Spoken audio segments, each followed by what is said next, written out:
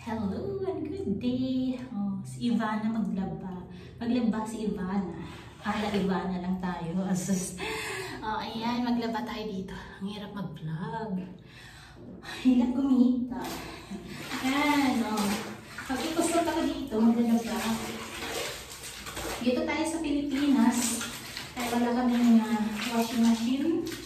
So, syempre, tayo sanay lang tayo sa kuskus tigak ng kapanahonan natin. Dito tayo maglaba. Dito ang aming damit. Parang iba talaga yung sabon noon. Sabon noon pag ganyan mo bumubula agad. Ngayon ang tagal. Siguro yung sabon na hindi masyado mabula. Kasi hindi pa siya bumubula.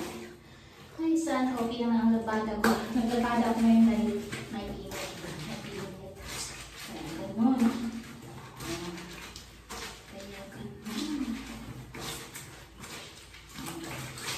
Marunong pa rin ba kayo maglaba? Sa Norway kasi machine. O dito, sa Pilipinas. Wala naman kaming washing machine kasi wala naman ako pag-ibig ng washing machine. Kaya ito naman tayo sa ganitong labada. Okay naman ito kasi ang mga damit naman namin ay hindi naman sila ano tawag dyan? Marumi. Kung baka pawis lang ba? Kaya sa pawis, kailangan lagtan din talaga. Konting ano lang ito. Konting kuskus. Ayos na yan. Ayun ako. Gusto ko talaga akong gumawa. Ayun, ipagawa or ipalabada ka. Labada naman ako. Wala naman ako ginagawa ngayon eh. Ayan. I feel home talaga. Feel home na talaga dito sa Pilipinas.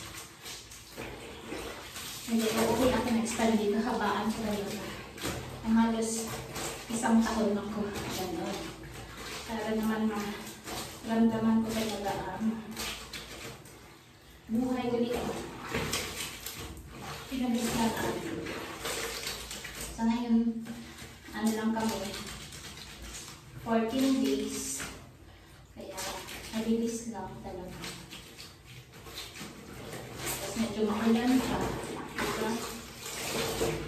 Ulamin kasi ngayon. Medyo bitin ang 14 days, pero ang importante, nabisita ko yung bahay ko. Oh, ayan. Naglaba na si Ivana. Si Ivana naglaba. Oh. So mula dito, tuloy kumuntang paglalaba ko para masampay ko na. Ingat po ang lahat and see you again.